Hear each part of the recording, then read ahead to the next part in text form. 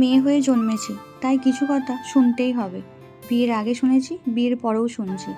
শুধু বলার মানুষটা বদলায়। বিয়ের আগে মা যখন আমার জামা কাপড় কেচে দিত, তখন সবাই বলতো, এত বড় মেয়ে, লজ্জা করে না, নিজের কাজ নিজে পারে না।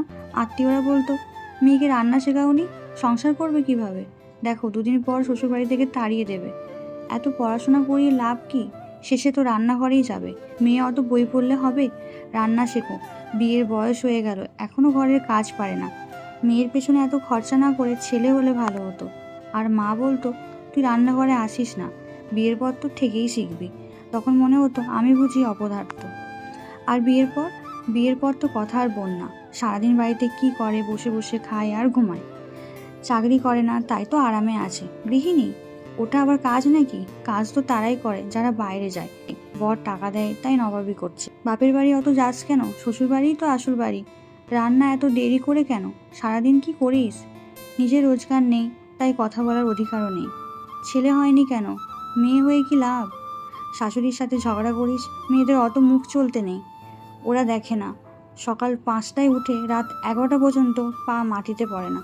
ওরা বোঝে না একটা সংসার টিকিয়ে রাখতে কতটা পরিশ্রম লাগে। ছুটি নেই, সিএল নেই, মাইনে নেই, কিন্তু দোষের বেলায় সবার আগে নামটা আমার। আর সবচেয়ে কষ্টের কথা কি জানো? মেয়ে মানুষ, বেশি বুঝিস না। তোর আবার মতামত কি? চুপ করে থাক। বিয়ের পর বাপের বাড়ির কথা বলবি না। এত স্বাধীনতা চাস কেন? মেয়েদের অত স্বাধীনতা ভালো না। পাশের বাড়ির বউ দেখ কত কাজ করে। আর তুই কান্না পেলে বাপের বাড়ি যাস না?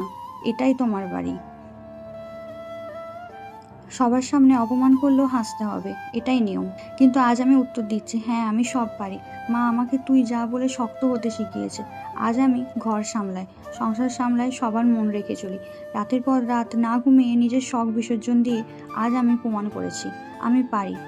আর যারা বলে বাড়িতে বসে কি করে, তাদের বলছি, একটা বাড়িকে বাড়ি বানানো, একটা সংসার সামলানো, সবার মুখে হাসি ফোটানো, এটা সিইও হওয়ার থেকে কঠিন কাজ।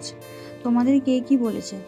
কমেন্টে লিখো। মেয়েরা কাঁদি না, আমরা লড়ি, আমরা সবাই যোদ্ধা।